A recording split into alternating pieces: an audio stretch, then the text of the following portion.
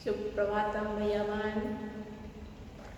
मैं नीता दीदी जी आज आपको कक्षा सप्तम सामाजिक विज्ञान का पाठ 4 भूगोल का पाठ 4 पढ़ाने जा रहे हैं। पिछली कक्षाओं में मैंने वायुमंडल की विभिन्न परतों के बारे में आपको बताया। आज हम लोग किसी भी स्थान के तापमान को प्रभावित करने वाले कौन से कारक हैं उनके बारे में चर्चा करेंगे। किस पर चर्चा करेंगे हम लोग? किसी भी स्थान के तापमान को, किसी भी स्थान के तापमान को प्रभावित करने वाले मुख्य कारक कौन कौन हैं इस पर चर्चा होगी।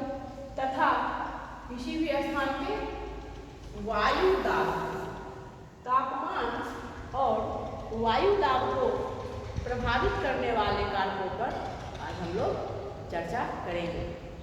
आप बिल्कुल शांतिपूर्वक बैठेंगे और ध्यान से सुनेंगे, ठीक ना? तो सबसे पहला, किसी भी स्थान के तापमान को कौन कौन से ऐसे कारक हैं, कौन कौन से ऐसे फैक्टर्स हैं जो किसी भी स्थान के तापमान को प्रभावित करते हैं। तो सबसे पहला इसमें आता है किसी भी स्थान का अक्षांश। किसी भी स्थान का अक्षांश, वह उस स्थान को, उसके तापमान को कैसे प्रभावित करता है। अभी हम चर्चा करेंगे अक्षांश की कि अक्षांश क्या होता है।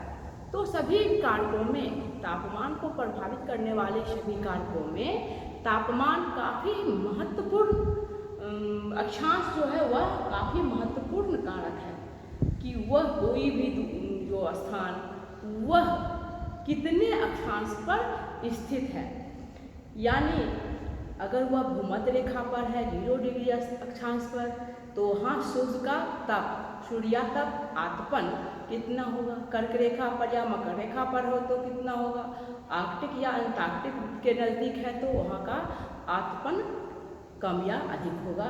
तो सबसे ज़्यादा किसी स्थान का तापमान किस पर निर्भर करता है? उस स्थान के अक्षांश पर, कि वह स्थान कितने अक्षांश पर स्थित है ना? जैसे जैसे भूमध्य रेखा से हम ध्रुवों की ओर बढ़ते जाते हैं, अक्षांश से हम ध्रुवों की ओर बढ़ते जाते हैं, वैसे वैसे तापमान घटता जाता है और ध्रुवों पर तो तापमान बिल्कुल ही कम हो जाता है ना? अब दूसरा फैक्टर है समुद्र तल। समुद्र तल से ऊंचाई, कितनी ऊंचाई है वह। तो ऊंचाई जैसे जैसे आप देखें, मैंने आपको कल बताया भी था कि जैसे जैसे ऊंचाई बढ़ती है, ऊंचाई बढ़ने के साथ साथ तापमान भी घटता जाता है। और ऐसा इसलिए होता है कि वायु की जो परत है, हमारी वायुमंडल की सबसे निचली परत क्षोभमंडल, यहाँ परत वायु की काफ़ी घनी होती है और ऊपरी परत की तुलना में यहाँ धूल के कण और नमी, ह्यूमिडिटी भी नीचे के परत में अधिक होती है। और जैसे ही ऊंचे अक्षांश पर तक जो स्थित हैं, कम यहाँ पर जो पर्वत होंगे ऊंचे अक्षांश के अपेक्षा नीचे अक्षांश पर, कम अक्षांश पर स्थित पर्वत जो होंगे वह उनकी चोटियाँ बर्फ से सालों भर ढकी रहेगी, क्योंकि ऊंचाई के साथ जैसे जैसे बढ़ रहे हैं तो तापमान भी घटता जा रहा है। जैसे भूमध्य रेखा पर स्थित जो पर्वत है माउंट केनिया है, यह सालों भर बर्फ से ढकी रहती है। और तीसरा पॉइंट आता है हमारा समुद्र तट से दूरी। इसकी भी चर्चा हम लोग पिछली कक्षाओं में, कक्षा 6 में भी हमने बताया था कि समुद्र के किनारे रहने वाले, समुद्र तट और यहाँ समुद्र तल, ये दोनों अलग अलग है। तल से ऊंचाई और तट यानी किनारे से दूरी। कि समुद्र के किनारे रहने वाले जो स्थान है सालों भर वहाँ क्या होता है, सम जलवायु रहती है और समुद्र से दूर वाले में विषम जलवायु होती है, क्योंकि समुद्र का जल जो होता है वह गर्म और ठंडा होने में भी वहाँ अंतर होता है और ज़मीन जो होती है वह जल्दी गर्म और ठंडी भी जल्दी हो जाती है। तो दिन के समय जो होता है स्थल का तापमान भी क्या होता है, वह अधिक रहता है और रात के समय कम हो जाता है। लेकिन दूसरी ओर जब हम देखते हैं कि पानी वह ठंडा भी होने में अधिक देर और गर्म होने में अधिक देर लगता है। इसी कारण समुद्र के निकटवर्ती जो तटवर्ती इलाके जो होंगे, समुद्र के तटवर्ती इलाकों की जलवायु न अधिक गर्म होगी न अधिक ठंड, यानी वहाँ सम जलवायु पाई जाएगी। चौथा कारक है समुद्री तरंगें। समुद्री तरंगों पर हम लोग बात करेंगे कि समुद्री तरंग क्या है। समुद्र में जो लहरें उठती है तरंग, वह तो समुद्र के निकटवर्ती जो स्थल होते हैं वहाँ के जलवायु को, तापमान को समुद्री तरंगें काफ़ी बहुत प्रभावित करती हैं। वहाँ के अगर गर्म जल की धारा बढ़ती है, गर्म समुद्री तरंग है, तो निकटवर्ती स्थानों का तापमान स्वतः ही बढ़ जाएगा। उसी तरह ठंडी तरंग वाला क्षेत्र है जैसे लेब्राडोर है, तो वहाँ का तटवर्ती क्षेत्र जो होगा वहाँ का तापमान कम रहेगा। कनाडा जैसे जो क्षेत्र है वह सर्दियों में बिल्कुल बर्फ से समुद्र ढका रहता है, जबकि उत्तरी अटलांटिक गर्म धारा जो है नॉर्वे के पास, वहाँ का तापमान सर्दी में भी सामान्य रखता है, क्योंकि वहाँ गर्म जल की धारा बहती है। तो इसलिए ऊपर जो ये अभी हमने चारों कारक पर चर्चा की, अक्षांश, समुद्र तल से ऊंचाई और समुद्र तल से दूरी तथा समुद्री तरंगें, यह किसी भी स्थान के तापमान को प्रभावित करने में काफ़ी महत्वपूर्ण भूमिका निभाती है। अब हम लोग चर्चा करेंगे वायु दाब की। वायु दाब को प्रभावित करने वाले कौन कौन से कारक हैं। तो वायु दाब, एयर प्रेशर, आप साइंस में पढ़ चुके हैं कि एयर एक्सर्ट प्रेशर, वायु दबाव डालती है। हवा में भी भार होता है तो वायु में भी भार होता है, तथा पृथ्वी की सतह पर वायु के भार द्वारा जो दबाव लगाया जाता है उसी को वायु दाब कहते हैं। तो वायुमंडल का भी हमारे शरीर के ऊपर भार लगता रहता है, लेकिन इसका अनुभव हम नहीं कर सकते हैं, नहीं कर पाते हैं। आपको लगेगा कि इतनी मोटी वायु की परत है तो हम दब क्यों जाते हैं, हमको भारी क्यों नहीं लगता है। लेकिन हमारे शरीर पर लग रहा है, चारों ओर से वायु का दाब लग रहा है और हमारे शरीर पर सब दिशाओं से, इधर से नीचे ऊपर हर दिशा से लगता है, जिसको हमारा शरीर जो है वह उसके विपरीत बल लगाकर उसको खत्म कर देता है, प्रभावहीन कर देता है। और वायु दाब को हम नापते किससे हैं? वायु दाब मापी से।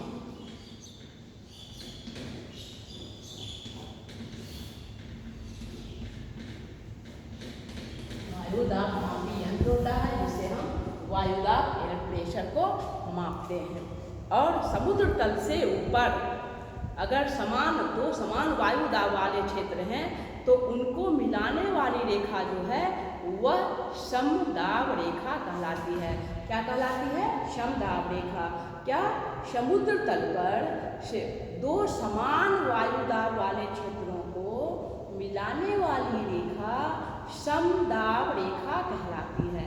वायु को प्रभावित करने वाले दो प्रमुख कारक हैं ऊंचाई और तापमान। ऊंचाई और तापमान यह वायु दाब को प्रभावित करने वाले दो प्रमुख कारक हैं, है ना। तो जैसे जैसे आपने देखा था, पहले भी मैंने बताया कि जैसे जैसे हम ऊंचाई हमारी बढ़ती जाती है तो उसी तरह वायु का घनत्व क्या होता है? कम हो जाता है, यानी हवा सघन से विरल होने लगती है। हवा का घनत्व कम होता जाता है। कैसे? जैसे जैसे नीचे से ऊंचाई हमारी बढ़ती है और जब हवा का घनत्व कम, हवा घनी कम हो रही है तो वह प्रेशर भी कम डालेगी, यानी हवा का घनत्व भी, वायु दाब भी घनत्व के साथ ही कम होता जाता है, ठीक ना। अब समुद्र तल पर वायु दाब सबसे अधिक होता है।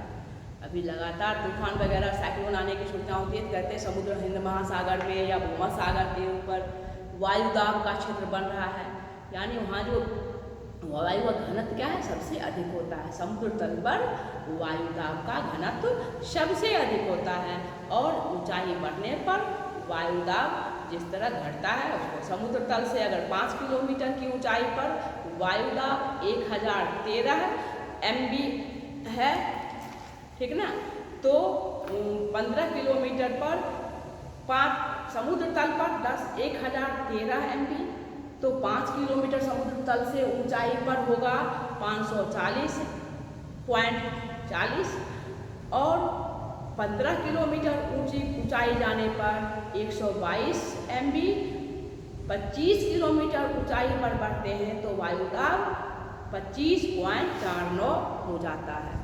तो जैसे जैसे हम ऊंचाई बढ़ती है तो वायुदाब कमता जाता है।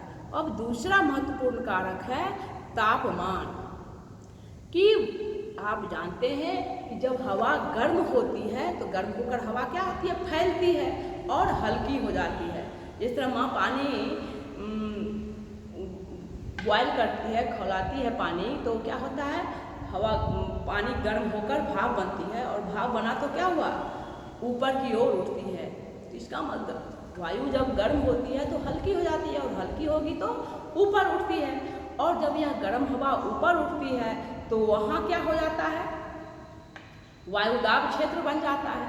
और कम दाब वाले क्षेत्र, कम तापमान वाला क्षेत्र, यहाँ से वायुदाब का क्षेत्र बना तो दूसरी तरफ की ठंडी हवा वहाँ पर आएगी, वहाँ आएगी तो यहाँ पर क्या हो जाएगा, यहाँ का वायु क्या हो गया, ऊपर चला गया, हल्की हो गई। कम तापमान वाले क्षेत्र से यहाँ हवा उस क्षेत्र में आने लगी और यहाँ का वायु फिर क्या, वायु घनत्व क्या हो गया, बढ़ गया और उस क्षेत्र में उच्च दाब का क्षेत्र बन जाता है। अब हम यहाँ पर कुछ चित्र, यहाँ पर मैंने तस्वीर बनाई है। पूरी पृथ्वी पर वायुदाब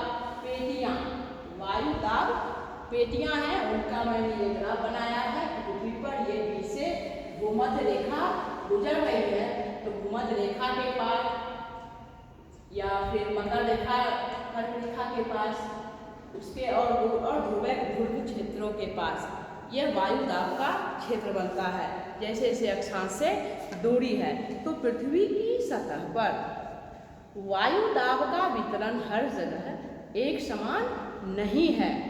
तो 4 अलग अलग 1 2 3 4 इस तरह 1 2 3 4 अलग अलग वायुदाब पेटियां पृथ्वी की चारों ओर से घेरे हुए हैं।